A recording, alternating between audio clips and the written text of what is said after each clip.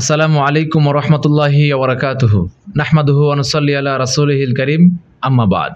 দিবা গগনে হাস্যোজ্জ্বল অরুণ, যার তেজস্বী তীব্র তেজি রশ্মি আলোকিত করেছে এই বিচ্ছিন্ন মহি, কিন্তু তাতে চাপা পড়ে গেছে কিছু আর্তচিৎকার, কিছু করুণ কাহিনীর দীপ্ত অভ্যুদয়, চাপা পড়ে গেছে আনন্দের শেষে দীর্ঘ বেদনা। আমি সেই আলো হতে পালিয়ে বেড়াই দিক বিদিক, কিন্তু মেলেনি ঠাঁই। হঠাৎ রাত্রির আগমনে ধরণী পুলকিত হয় নরম জ্যোৎস্নায়। ততক্ষণে চোখ মেলে আমার নিথর দেহ পড়ে রয় শূন্য তেপান্তরের মাঠে। কথাগুলো শুনে আপনার কি মনে হচ্ছে? নিশ্চয় কোনো কবি, কোনো সাহিত্যিকের কিংবা বড় কোনো লেখকের একটা অংশ আমি পাঠ করে শোনালাম, কিন্তু আদতে ব্যাপারটি এরকম নয়। যেটা আমরা পাঠ করে শোনালাম এইটা একটা খুদে লেখকের তার সাহিত্যিক একটা অংশ আপনাদেরকে পড়ে শোনালাম। হাদিস ফাউন্ডেশন শিক্ষা বোর্ডের সৌজন্যে আর তারিক টিভির সাপ্তাহিক পরিবেশনায় শিক্ষা সংলাপ আজকের 14তম পর্ব। 14তম পর্বের মেধাবী মুখ হিসাবে আমাদের সঙ্গে উপস্থিত আছেন মোহাম্মদ মুবাশশিরুল ইসলাম। সে সদ্য দাখিল পরীক্ষা দিয়ে সানাবিয়ায় অর্থাৎ একাদশ কিংবা আলিম শ্রেণীতে ভর্তি হয়েছে। তার এই ছোট্ট জীবনে সে একাধিক কবিতা রচনা করেছে, এমনকি সে সনেটের মতো কবিতাও সে লিখে ফেলেছে, এবং তার এই কবিতাগুলো বিভিন্ন পত্রপত্রিকায়, বিভিন্ন শিশু কিশোর পত্রিকায়, এছাড়াও জাতীয় মানের পত্রিকাতেও তার এই লেখাগুলো প্রকাশিত হয়েছে। আজকে আমরা তার কাছ থেকে শুনবো এর পেছনের গল্পটা, লিখতে হয় কিভাবে কবিতা, এবং একটা কবিতা লেখার পিছনে কোন জিনিসটা বেশি উৎসাহিত করে, সেই সাথে তার পড়াশোনা এবং সব কিছু মিলিয়ে তার জীবন কেমন চলছে এবং সেইখান থেকে আমরা কি শিখতে পারি, এই বিষয় নিয়ে আজকে আমরা জানবো ইনশাল্লাহ। চলুন আমরা আমাদের অনুষ্ঠানের আজকের 14তম পর্বে আমাদের মেধাবী মুখকে স্বাগত জানাই। আসসালামু আলাইকুম ওয়া রাহমাতুল্লাহি ওয়া বারাকাতুহু। ওয়ালাইকুম আসসালাম ওয়া রাহমাতুল্লাহি ওয়া বারাকাতুহু। হ্যাঁ মুবাশশির, তোমাকে প্রথমে স্বাগত জানাচ্ছি আমাদের আজকের শিক্ষা সংলাপে। আমরা তোমার পড়াশোনা এবং তোমার লেখালেখি এই সমস্ত বিষয়গুলো দেখেছি আলহামদুলিল্লাহ, এবং তোমার জন্য দোয়া থাকছে যেন তুমি তোমার এই লেখালেখি সহ আরও বিভিন্ন জিনিস সামনের দিকে ভালো মতো এগিয়ে নিতে পারো। আমাদের প্রোগ্রামে আমাদের সকলের পক্ষ থেকে তোমাকে স্বাগত জানাচ্ছি। আলহামদুলিল্লাহ, জাযাকাল্লাহ খাইরান। হাদিস ফাউন্ডেশন শিক্ষা বোর্ডের সৌজন্যে আজকের শিক্ষা সংলাপ আয়োজনে আমাকে অতিথি হিসাবে আমন্ত্রণ করার জন্য জাযাকাল্লাহ। হ্যাঁ, অসংখ্য ধন্যবাদ। প্রিয় দর্শক, আপনারা দেখবেন এবং অন্যকে দেখার জন্য অধিকারে শেয়ার করবেন, সে সঙ্গে জানাবেন কে কোন স্থান থেকে দেখছেন। সে সঙ্গে যদি আপনার লেখালেখি কেন্দ্রিক কিংবা কবিতা রিলেটেড কোনো অভিজ্ঞতা, কোনো এক্সপিরিয়েন্স হয়ে থাকে, তাহলে আপনি সেটা কমেন্টে শেয়ার করতে পারেন, যেন অন্যরা দেখতে পারে, সেজন্য অধিকারে শেয়ার করবেন। চলুন আমরা আমাদের আজকের পর্বটি শুরু করি। মুবাশশির, আমরা প্রথম যে বিষয়টি জানতে চাইবো তোমার কাছ থেকে, সেটা হচ্ছে যে তোমার পরিচয় এবং তোমার বেড়ে ওঠা কোথায়, সে সঙ্গে তোমার জন্মস্থান কোথায়। আমার পূর্ণ নাম মোহাম্মদ মুবাশশিরুল ইসলাম, পিতা মাওলানা ফজলুল করিম রাহিমাহুল্লাহ। আমি তার কনিষ্ঠ সন্তান। আমার গ্রামের বাসা ভোলাহাট, চাপাই নবাবগঞ্জ। বেড়ে উঠেছি আল মারকাজুল ইসলামী আস-সালাফির দ্বীনি পরিবেশে, এবং ব্যক্তিগত জীবনে পড়াশোনার পাশাপাশি আমি একজন ভীষণ সাহিত্যপ্রেমিক ছেলে। এতটুকুই আমার পরিচয়। আচ্ছা, অসংখ্য ধন্যবাদ। আচ্ছা, আমরা খুব সংক্ষিপ্তভাবে তোমার পরিচয় জানলাম আলহামদুলিল্লাহ। তোমার পরিবারের সদস্য কতজন?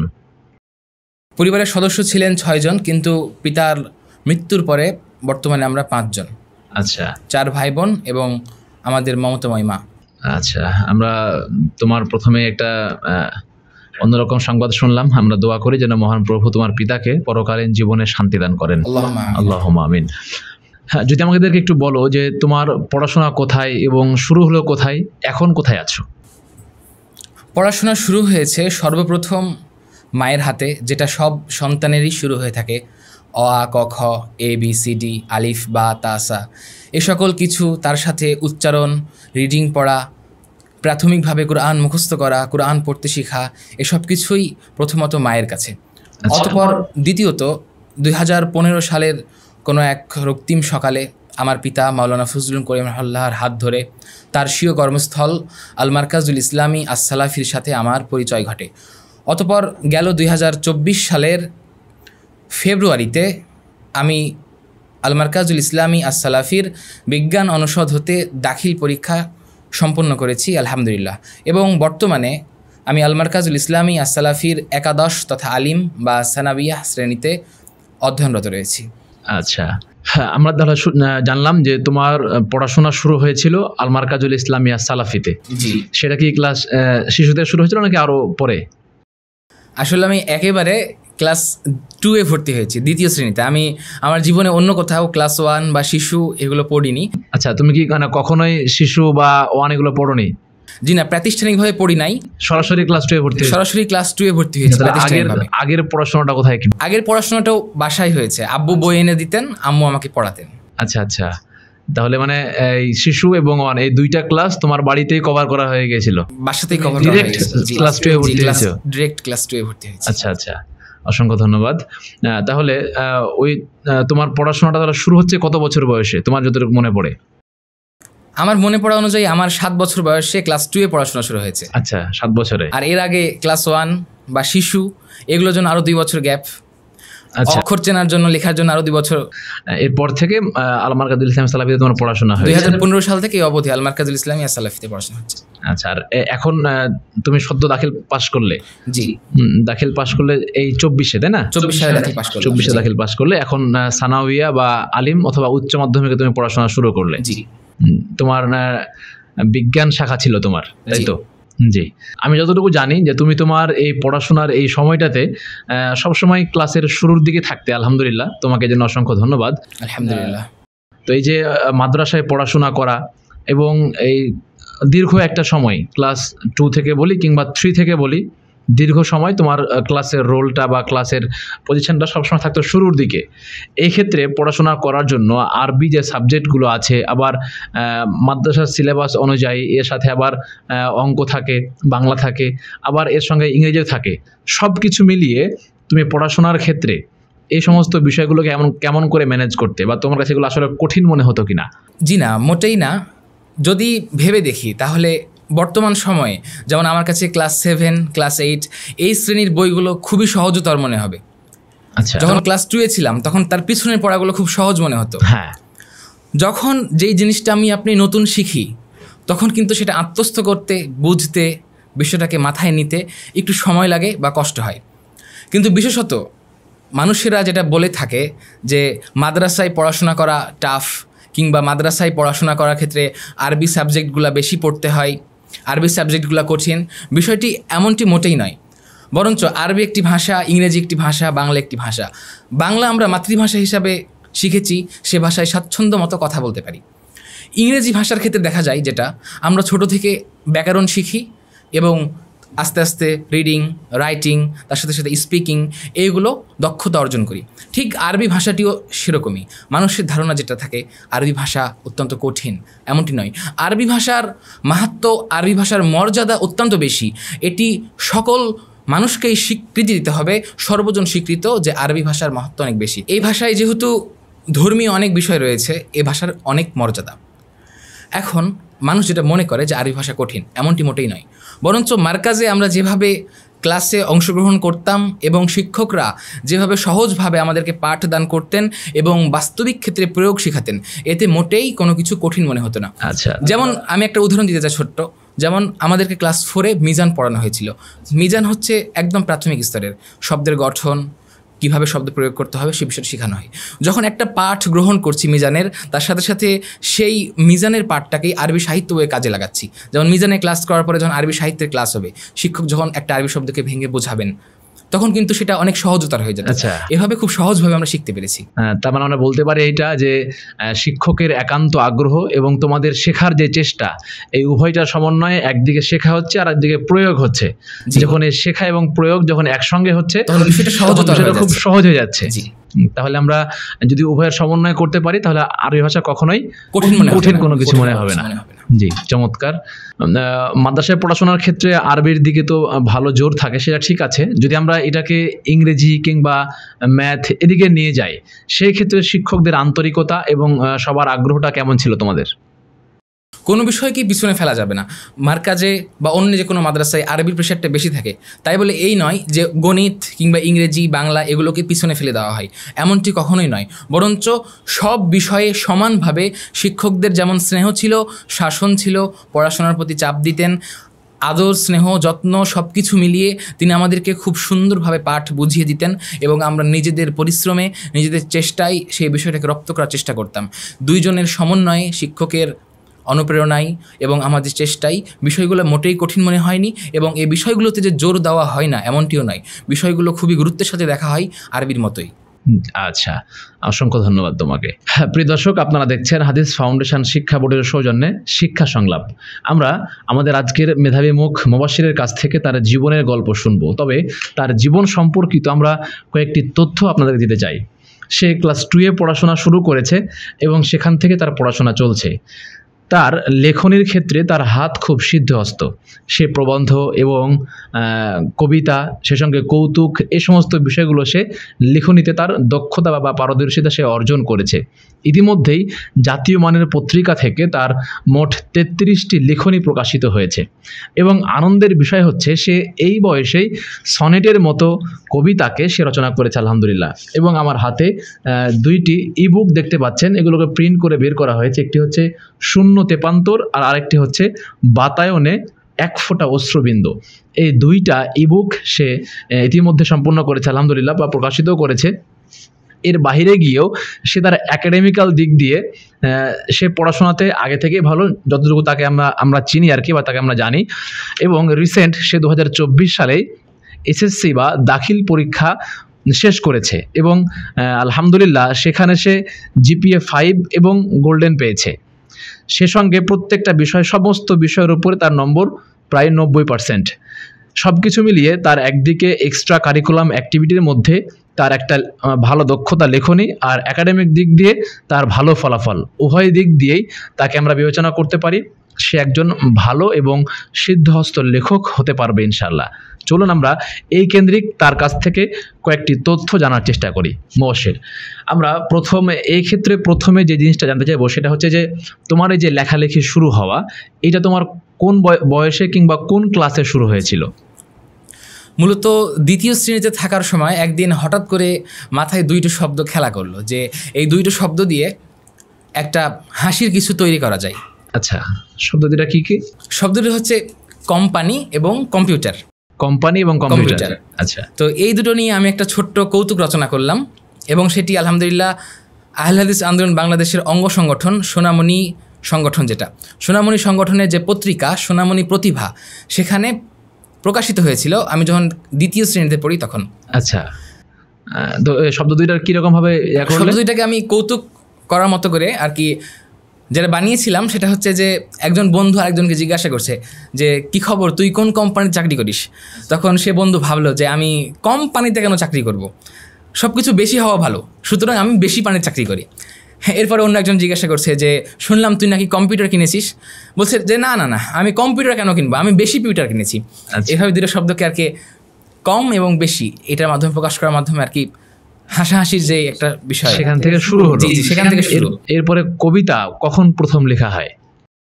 কবিতা টুকটাক লেখা হতো নিজের হাত ফ্রি করার জন্য বা এমনিতেই লেখা হতো, কিন্তু কবিতার দিয়ে আমার আত্মপ্রকাশ ঘটে 2019 সালের ডিসেম্বর মাসে। 2019 সালের ডিসেম্বর মাসে, তখন আমি ক্লাস 6-এ পড়ি। আচ্ছা, প্রথম কি কবিতা ছিল? আমার লেখা প্রথম কবিতা অনেক ছিল, অনেকগুলো কবিতা পার করার পরে একটা কবিতা লিখেছিলাম টাকার জীবন নামে।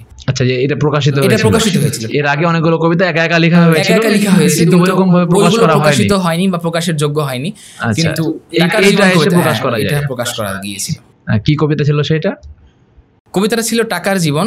2019 সালের ডিসেম্বর মাসে ধর্ম সমাজ ও সাহিত্য বিষয়ক জাতীয় পত্রিকা আত্মাহারিকে সোনামণিদের পাতা কলামে আমার টাকার জীবন এই ছোট্ট কবিতাটি ছাপানো হয়েছিল।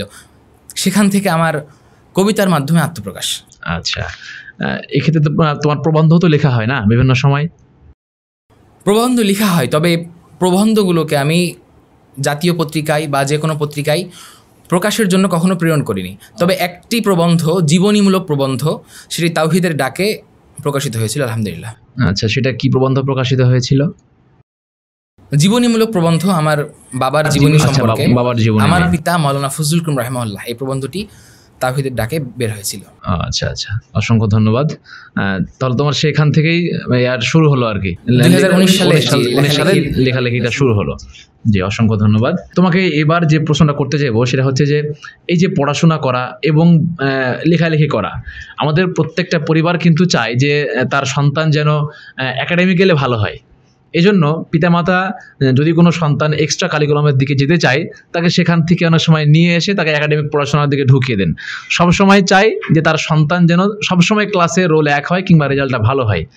এই এক্সট্রা কারিকুলামের দিকে অনেক পিতামাতা গুরুত্ব দেন না। সে জায়গা থেকে তুমি উভয় দিককে সমন্বয় করে চলেছো আলহামদুলিল্লাহ।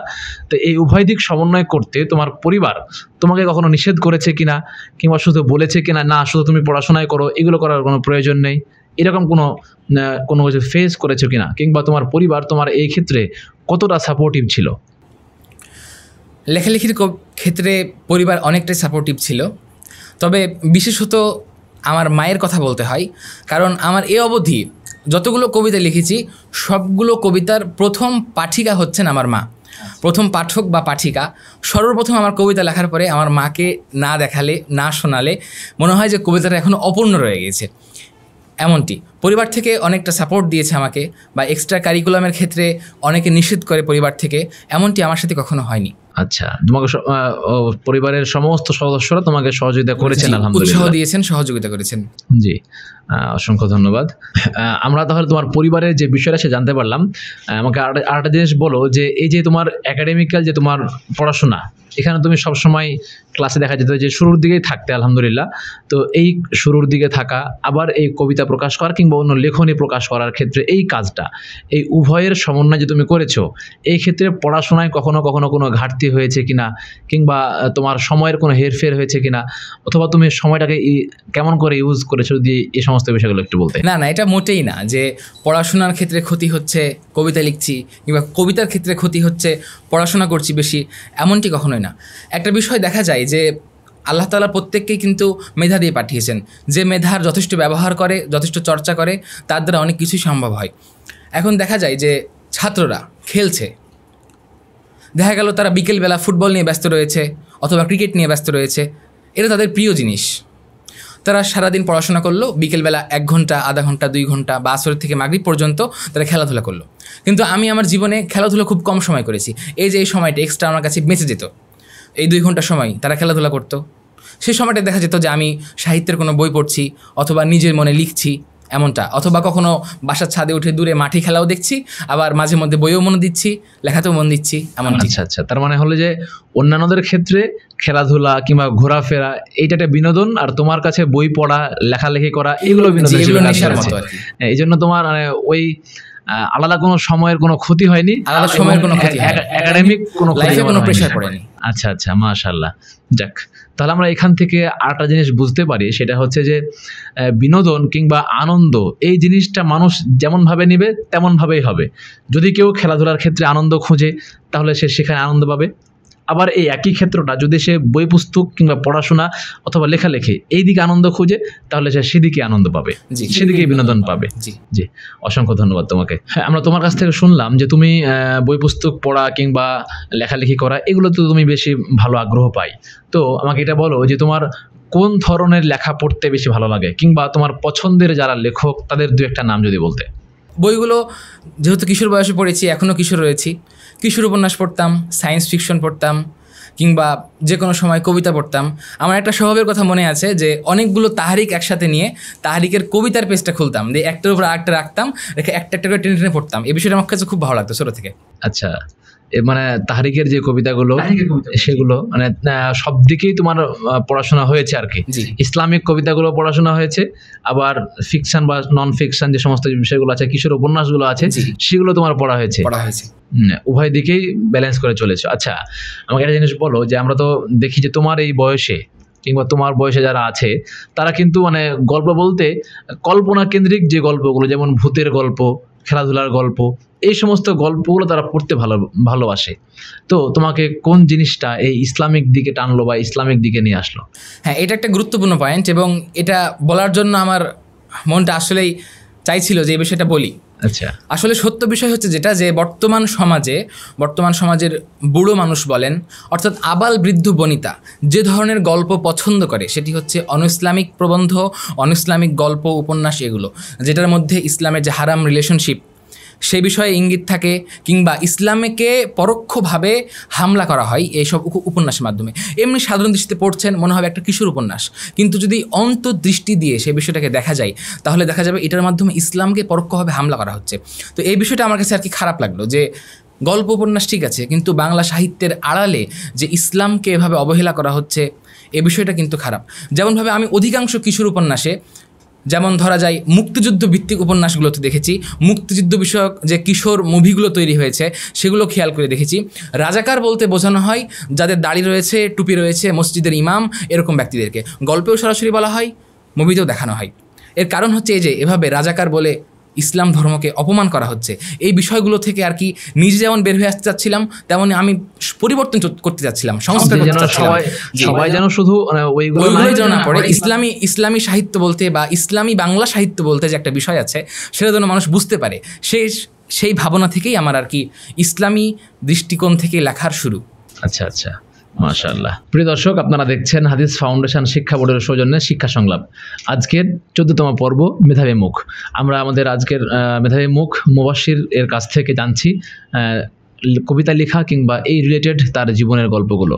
আমরা এরকমভাবে আরও অনেক জানবো ইনশাল্লাহ, এবং সেখান থেকে আমাদের কি শিক্ষা হতে পারে সেই জিনিসটা আমরা বের করব।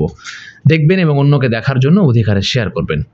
চলুন আমরা তার কাছে ফিরে যাই। মুবাশশির, আমাকে এইটা বলো যে যখন তুমি কোনো কবিতা লেখো তখন সেই কবিতা তো এমনিতেই লেখা যায় না, কোনো একটা প্রেক্ষাপটকে কেন্দ্র করে লেখা হয় কিংবা কোনো একটা কাহিনী কেন্দ্রে লেখা হয়। তো তোমার কবিতার ক্ষেত্রে তুমি যে কবিতাগুলো লেখো সেগুলো মানে কীরকমভাবে আসে, নাকি ভিতর থেকে এমনি এমনি চলে আসে, যদি সেগুলো একটু বলতে। কবিতা লেখার জন্য কোনো কিছু পড়ছি, সেই পড়া থেকে শিখছি, সেই পড়ায় কি বলেছে সেটা বোঝার চেষ্টা করছি। এইভাবে হঠাৎ করে একদিন মনে হলো যে এমন কিছু হয়তো লেখা যাবে বা আমিও হয়তো লিখতে পারবো। সে সময় একদম ছোট টুকি কিছু লিখলাম, সেগুলো বাসায় দেখালাম, বড় ভাইদের দেখালাম, ফ্রেন্ডদেরকে দেখালাম। তো সেক্ষেত্রে যেগুলো মাথায় এসেছিল সেগুলো এমনভাবে এসেছিল যে কবিতা জিনিসটা সবচাইতে জনপ্রিয় এবং সহজ একটা বিষয়। সহজ বিষয় বলতে ছোট হয় আকারে, প্রবন্ধের মতো অত বেশি তথ্য লাগে না, কিংবা গল্পের মতো একটা ঘটনা পরে আরেকটা ঘটনার যে সিরিয়াল রয়েছে সেটা মেনটেন করতে হয় না, ছোট জিনিস। সেজন্য সেখান থেকে শুরু করেছিলাম। কবিতা লেখার ক্ষেত্রে চারপাশের পরিবেশ থেকে দেখার পরে যখন মনে হয় যে এই বিষয়টা নিয়ে লেখা উচিত, যে কোনো একটা বিষয় যখন মনে করি লেখার প্রয়োজন, তখন ওই সম্পর্কিত যে তথ্যগুলো রয়েছে, আমি কবিতার মাধ্যমে যে বাণীটা মানুষের কাছে পৌঁছিয়ে দিতে চাই, সেই বাণীটা, সেই তথ্যটা প্রথমে মাথার মধ্যে সেট আপ করে দেই যে হ্যাঁ, আমাকে এই বিষয়টা আর কি বোঝাতে হবে। এরপরে শব্দ খুঁজতে শুরু করি যে কোন শব্দের মাধ্যমে এটা প্রকাশ করা যায়, কিভাবে সীমিত আকারে প্রকাশ করা যায় এটা। অতঃপর যখন মাথায় শব্দ চয়ন হয়ে যায় এবং সেই তথ্য হাজির থাকে, তখন মন থেকে আর কি লেখা আসতে হয় যে হ্যাঁ, এই শব্দগুলো এবং এই তথ্যগুলো মিলিয়ে একটা সুন্দর লেখনী তৈরি করা যাবে। যেমন আমার খুব প্রিয় একটি কবিতা, স্বাধীনতা নেই, এই কবিতাটি লিখেছিলাম। এই কবিতাটি লেখার প্রেক্ষাপট হচ্ছে যে মাঝে মধ্যে মন চায় না বিদ্রোহী কিছু করতে, যেমন সমাজের অন্যায় অবিচারের বিরুদ্ধে বলতে। তো অন্যায় অবিচারের বিরুদ্ধে আর কি লিখেছিলাম। লেখার পরে দেখা গেল যে চারপাশের মহল থেকে, ফ্রেন্ডদের মধ্য থেকে, কিংবা যাদেরকে চিনি, যাদেরকে কবিতা লেখার পরে প্রথমবার দেখাই, পড়ি, তারা নিষেধ করলেন যে এমনটি যদি তুমি করো বা এমন বিদ্রোহী কণ্ঠে যদি তুমি কিছু বলো, তাহলে এটা তোমার পরবর্তী জীবনে প্রভাব ফেলতে পারে বা পরবর্তী তোমাকে এইটার সূত্র ধরে খারাপ কোনো কিছু করে ফেলতে পারে। আচ্ছা, তখন আমি দেখলাম যে আসলে এই বিষয়টা দেখে আমি প্রতিবাদ করলাম, কিন্তু এই প্রতিবাদটাও করা গেল না। তখন আমি লিখলাম স্বাধীনতা নেই কবিতাটা। আচ্ছা, আজ শুদ্ধ সংস্কারের নিস্তার নেই, আমি কবি কলমের স্বাধীনতা নেই। আজ শুদ্ধ সংস্কারের নিস্তার নাই, আমি কবি কলমের স্বাধীনতা চাই। এমনভাবে কবিতাটা লিখলাম যে আমি একটা সংস্কার করতে যাচ্ছি শুদ্ধভাবে, যে এই জিনিসটা ভুল, বিষয়টা ঠিক এমন হওয়া উচিত, কিন্তু আমাকে নিষেধ করা বললাম, আমাকে আবার নিষেধ করা হলো। সেজন্য আমি লিখলাম যে আজ শুদ্ধ সংস্কারের নিস্তার নাই, আমি কবি কলমের স্বাধীনতা চাই। অর্থাৎ আমি যা লিখবো সেটা যেন আমাকে বাধাহীনভাবে লিখতে দেওয়া হয়। আচ্ছা, মাশাআল্লাহ। আর দু একটা যদি আমরা শুনি। যদি অন্য একটা কবিতার ক্ষেত্রে বলি, আমার অন্য একটি প্রিয় কবিতা স্বচ্ছ আত্মোপলব্ধি। অর্থাৎ জীবন কি, জীবন কেন, কী জন্য এসেছি, কী জন্য চলে যেতে হবে, এই যে একটা আত্মোপলব্ধি আমাদের, এই আত্মোপলব্ধির স্বচ্ছ প্রকাশ করেছিলাম স্বচ্ছ আত্মোপলব্ধি কবিতায়। আচ্ছা, সেই কবিতায় আমি বলেছি, জীবনের ক্ষণগুলো কাটায় বিন্দাস, মৃত্যু কেন জাগাইনি মোর মনে ত্রাস, হয়নি তো ভাবা ক্ষুদ্র জীবনের মানে, জীবন গতি স্থির হয় চেয়ে কোন পানে। অর্থাৎ আমার জীবন, এই জীবনের ক্ষণগুলো এমনি বেহুদা কাজে সময়গুলো নষ্ট করে দিচ্ছি, কিন্তু জীবনের প্রকৃত অর্থ কী সেটা তো আপনি ভেবে দেখিনি। কেন এসেছি, কেন চলে যাব, হঠাৎ করে কেন স্থির হয়ে যাব, এই বিষয়গুলো তো কখনো ভেবে দেখিনি। আচ্ছা, যখন এগুলো যখন চলে আসলো, যদি আমরা তোমার কাছ থেকে দু একটা কবিতা আবৃত্তি শুনতে চাই, তাহলে আমাদেরকে শোনাবে কিনা? জি অবশ্যই, ইনশাআল্লাহ। আচ্ছা, আমরা শুনি একটা। আমার দ্বিতীয় ইবুক বাতায়নে এক ফোঁটা অশ্রুবিন্দুর প্রথম কবিতা হও সংগ্রামী। পাঠ করছি, হও সংগ্রামী। বিজয় বলিয়া আজ পুলকিত হৃদ, সফল হতে ছিল না কত রাতে নিদ, কত বৈকাল কেটেছে অস্ত দৃশ্যহীনে, বিজিত কে হবে তবে সেই জনবিনে। খুবই সহজ জীবনের পরাজয়, সফল হতে হলে হতে হবে অক্ষয়। শত সহস্র বাধা আসবে স্বপ্নপথে, সেই বাধা দলিত করো যে কোনো মতে।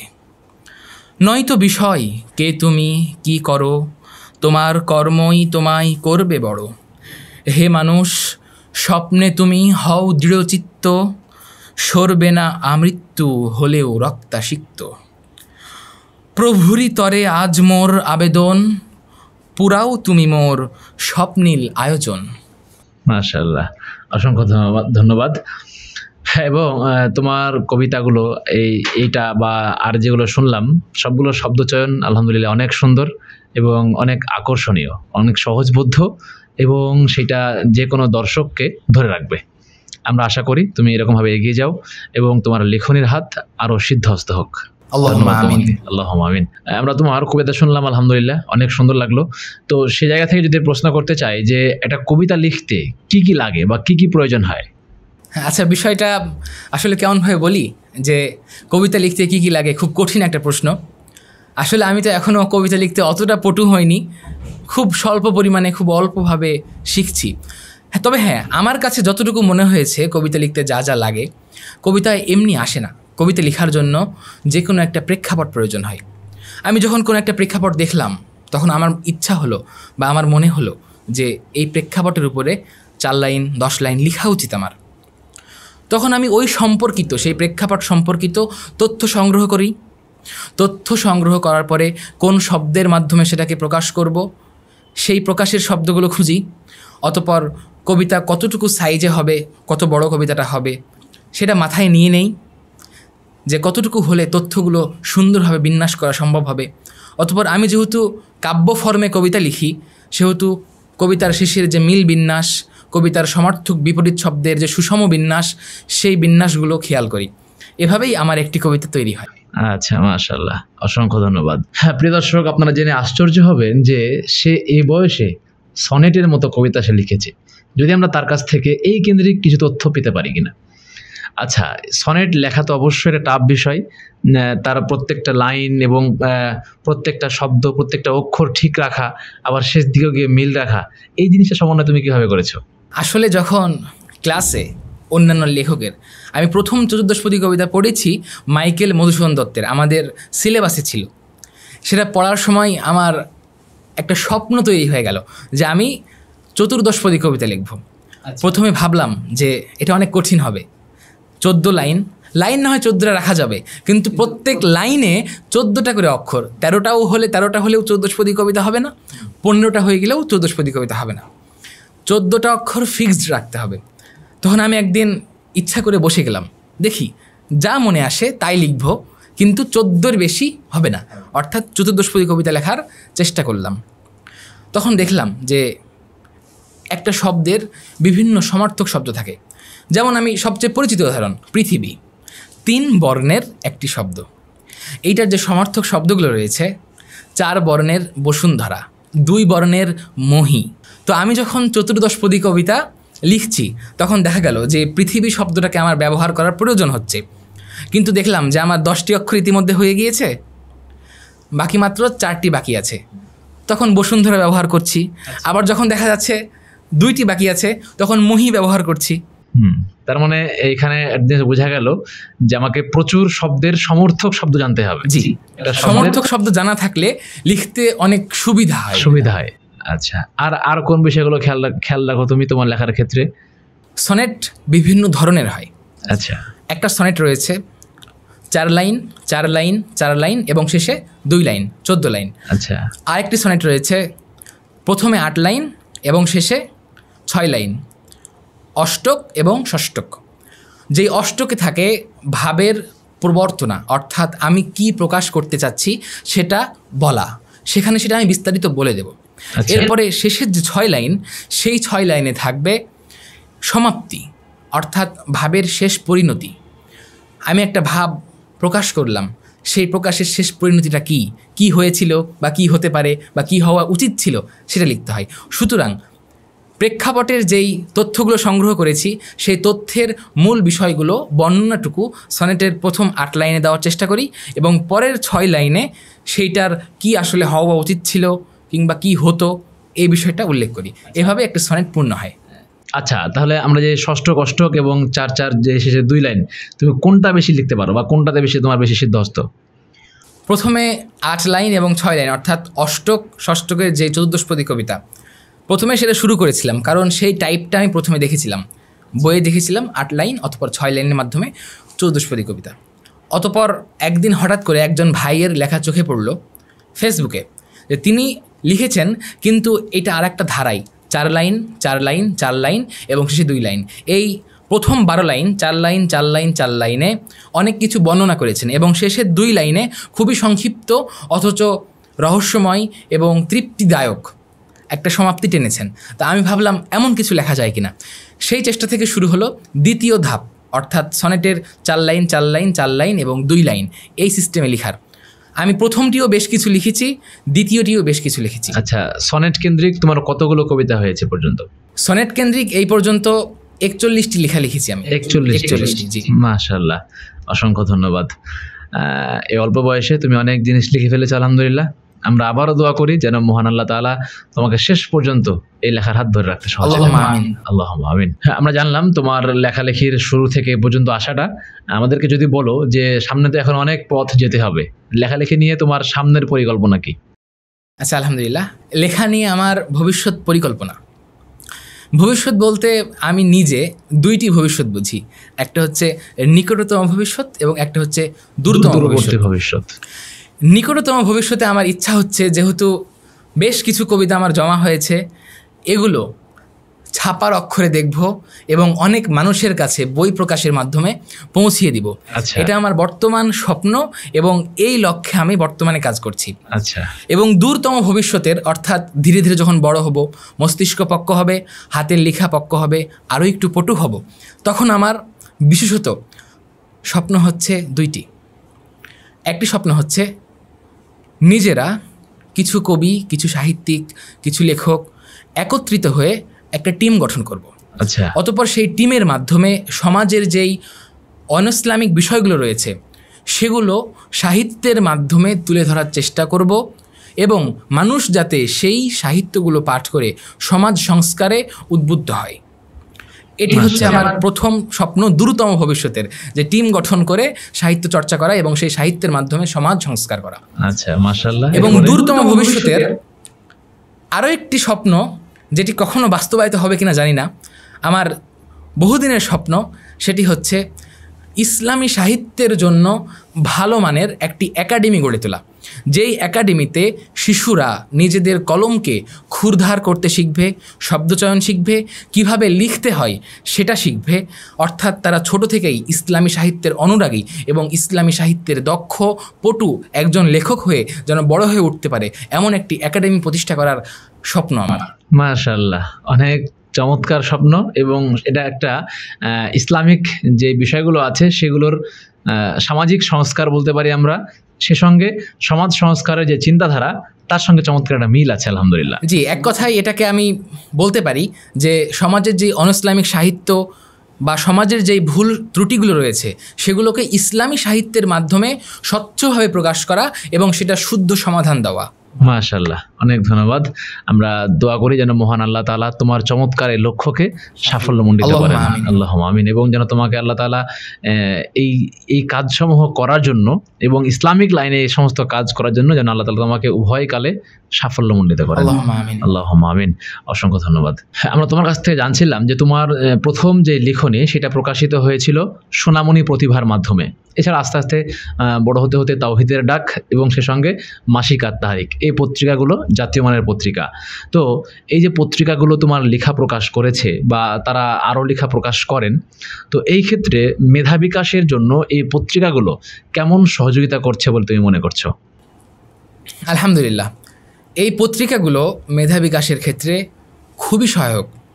এমনকি আমি আজকে আপনার সামনে বসে কথা বলছি কিংবা আমার লেখনীগুলো জাতীয় পত্রিকায় প্রকাশিত হচ্ছে, এর পেছনের মূল কারিগর হচ্ছে এই পত্রিকাগুলো। যেমন দ্বিতীয় শ্রেণীতে যখন আমি আমার প্রথম লেখা কৌতুকটি সোনামণি প্রতিভায় দিয়েছিলাম, তখন তারা যদি সেটাকে প্রকাশ না করতো, ফেলে রাখতো, যদি অনুপ্রেরণা না দিত, তাহলে কিন্তু আমি অনুপ্রাণিত হতাম না সামনে লেখার জন্য। ভাবতাম যে আমি লিখলাম, লেখাটা নিল না, তাহলে আমার দ্বারা লেখা হয়তো হবে না, তখন কিন্তু আর লেখা হতো না। এই যে সোনামণি প্রতিভা আমাকে প্রথমে লেখা প্রকাশ করার মাধ্যমে দেখিয়ে দিল যে হ্যাঁ তুমি লিখতে পারবে, কিংবা আমরা সবাইকেই সুযোগ প্রদান করছি লেখালেখিতে এগিয়ে যাওয়ার জন্য। তখন ধীরে ধীরে আবার লিখলাম সোনামণি প্রতিভায় সেগুলো প্রকাশিত হলো। অতপর যখন 2019 সালে আত-তাহরিকে আমার টাকার জীবন কবিতাটি প্রকাশ হলো, তখন যেন আনন্দের সীমা রইল না, আমারও আনন্দের সীমা রইল না, এবং আমার পরিবারের গুণীজনদের, বড়জনদের আনন্দের সীমা রইল না। তারা দেখলেন যে আমি জাতীয় পত্রিকায় লিখতে শিখেছি। তখন লেখার পরে আমি ভাবলাম আমি প্রত্যেক মাসে একটি করে লেখা দেব ইনশাআল্লাহ। যদিও সেই স্বপ্নটা পূরণ হয়নি, তবুও সেই 2019 সালের ডিসেম্বর থেকে এই পর্যন্ত আত-তাহরিকে আমার 17টি কবিতা প্রকাশিত হয়েছে বিভিন্ন সময়ে। তাহলে আমরা বলতে পারি তোমাকে উৎসাহ দেওয়া এবং তোমার লেখনের দু একটা জিনিস চেঞ্জ করা কিংবা সম্পাদনা করার যে বিষয়গুলো থাকে এগুলি, এবং তাদের যে গাইডলাইন সেগুলো তোমাকে আলহামদুলিল্লাহ সহযোগিতা করেছে। আলহামদুলিল্লাহ, জি আলহামদুলিল্লাহ, যথেষ্ট পরিমাণ সহযোগিতা করেছে, যথেষ্ট পরিমাণ। কারণ আমি যখন একটা কবিতা লিখতাম, আমার কাছে মূল কপি থাকতো, সেটা কাটাছেড়া করে আমি নিজের মতো করে সম্পাদনা করে পত্রিকায় পাঠাতাম। অতপর যখন পত্রিকায় লেখাটা প্রকাশিত হতো, তখন দেখতাম যে মূল লেখার সাথে সেইটার অল্প কিছু পার্থক্য রয়েছে। দেখতাম কোনো শব্দ পরিবর্তন হয়ে গিয়েছে, কোনো অন্তমিল পরিবর্তন করে দিয়েছেন তারা। এর মাধ্যমে আমি শিখতাম যে আসলে এই জায়গায় এটা দিলে বেশি ভালো লাগবে শুনতে, বেশি ভালো লাগবে পড়তে। সেখান থেকে আমি শিখেছি, অনেক কিছু শিখেছি। বিশেষত ছোট্ট একটা ঘটনা যদি বলতে চাই, যেমন আমি পূর্বে অত্যন্ত বেশি পরিমাণে বানান ভুল করতাম, বাংলা বানান। আচ্ছা, মাসিক আত-তাহরিক পত্রিকার সম্মানিত সহকারী সম্পাদক ডক্টর কাবিরুল ইসলাম স্যার, তার কাছে একদিন লেখা নিয়ে গিয়েছি জমা দেওয়ার জন্য। তো আমি ভুল বানানটাকে ভুলভাবে লিখেছিলাম আর কি। আচ্ছা, ভুল বানানটাই ভুল হয়েছিল? ভুল বানানটা ভুল হয়েছিল। আচ্ছা, তো স্যার আমাকে কাছে ডেকে বললেন যে ভুল বানান ভুল লিখেছো কেন? তখন আমি স্যারকে বললাম, স্যার ভুল বানান ভুল করে ভুল লিখেছি, এরপরে আর ভুল হবে না। মাশাআল্লাহ, এই বিষয়টা আমি খুব আনন্দ পেয়েছিলাম। তাদের যে একটা ফ্রেন্ডশিপ সম্পর্ক, একটা ফ্রেন্ডলি সম্পর্ক, সেটা আগিয়ে যেতে আমাদেরকে সাহায্য করেছে, অনুপ্রেরণা দিয়েছে। লেখালেখির যে মূল উৎসাহ সেগুলো আমরা সেখান থেকে পেয়েছি, পত্রিকাগুলো থেকে পেয়েছি। আলহামদুলিল্লাহ, পত্রিকাগুলো শুধু আমার ক্ষেত্রে নয়, বরঞ্চ প্রত্যেক লেখকের ক্ষেত্রেই আমি যেটা মনে করি সেটা হচ্ছে এই পত্রিকাগুলো উৎসাহ প্রদান করে, পত্রিকাগুলো সামনে এগিয়ে যেতে অনুপ্রেরণা দেয়। সুতরাং এই পত্রিকাগুলো আত-তাহরিক, তাওহীদের ডাক, সোনামণি প্রতিভা, ইমবিয়াস, তার সাথে তাবলিগ ইজতেমা উপলক্ষে প্রকাশিত দেয়ালিকা, এগুলোর যে লেখাগুলো প্রকাশের মাধ্যমে আমাকে অনুপ্রেরণা দিয়েছে, সেটি আমার সামনে পথ চলতে অনেক আলহামদুলিল্লাহ অনেক সাপোর্ট ছিল। জি, তোমাকে অসংখ্য ধন্যবাদ। আমরা তোমার কাছ থেকে অনেকক্ষণ শুনলাম, আমরা শেষ দিকে আসব। যদি এখন যারা নিচু ক্লাসে আছে তারা যদি লেখনীর হাত ধরতে চায়, তাহলে তাদের ক্ষেত্রে তুমি দু একটা কথা বলবে।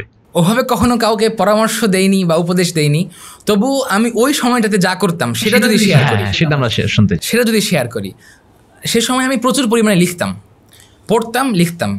দেখা গেল তাহরিকের কবিতা পড়ছি, তাওহীদের ডাকের প্রবন্ধ পড়ছি, কিংবা যে কোনো কিছু, যত বেশি পড়বো তত বেশি শব্দ আয়ত্তে আসবে, তত বেশি লিখতে পারবো। আর লিখার সময় তখন যে কবিতাগুলো লিখতাম, এখন একটু একটু লিখতে শেখার পরে যখন আমি ওই কবিতাগুলো বর্তমানে পাঠ করে দেখি, তখন দেখি যে সেগুলোতে না আছে কোনো অন্তমিল, না আছে কোনো ঘটনার ধারাবাহিকতা, না আছে কোনো সৌন্দর্য। একটা লাইন হয়েছে 10 শব্দের, তো আরেকটা লাইন হয়ে গিয়েছে 25 শব্দের, এমন। তো সেই সময়ের লেখাগুলো কোনো লেখনির যোগ্যতাই রাখে না। সেই সময়ের লেখাগুলো আমার জীবনে অত্যন্ত গুরুত্বপূর্ণ প্রভাব ফেলেছিল। কীভাবে? তখন আমার হাতটা ফ্রি হয়েছিল। সুতরাং সেই ছোট বয়সে আমি যা করতাম সেটা আমাদের ছোটরা যারা তারা করতে পারে। নিয়মিত ডায়েরি লিখবে, রোজ নামচা, সারাদিন কি করেছে সেটা অল্প অল্প লিখবে। আচ্ছা, মনে যা ইচ্ছা লাগবে তাই লিখবে। কিন্তু লিখতে হবে, কিন্তু লিখতে হবে, লিখতে হবে, যাই লেখক যাই লেখক কিন্তু লিখতে হবে। হ্যাঁ, তার সাথে সাথে সে লেখাটা লেখার পরে রেখে দিলে হবে না, সেটাকে সংস্কার করার চেষ্টা করতে হবে। যেখানে এই শব্দটা কেমন লাগছে, এটা বসিয়ে দেখি কেমন হয়, এমনটি। আর যদি তারা গদ্য ফর্মে লিখতে চাই, ঘটনার ধারাবাহিকতা বুঝতে হবে। আর যদি কাব্য ফর্মে লিখতে চাই, যেটা কবিতার আসল ফর্ম, তাহলে তাকে বেশি শব্দ জানতে হবে যেন অন্তমিল করতে পারে, কবিতার মধ্যে অন্তমিল। আচ্ছা, আর আরও গুরুত্বপূর্ণ যেটা সবচাইতে বেশি, সেটা হচ্ছে কবিতা লিখে আমি লিখছি, হাত ফ্রি করছি।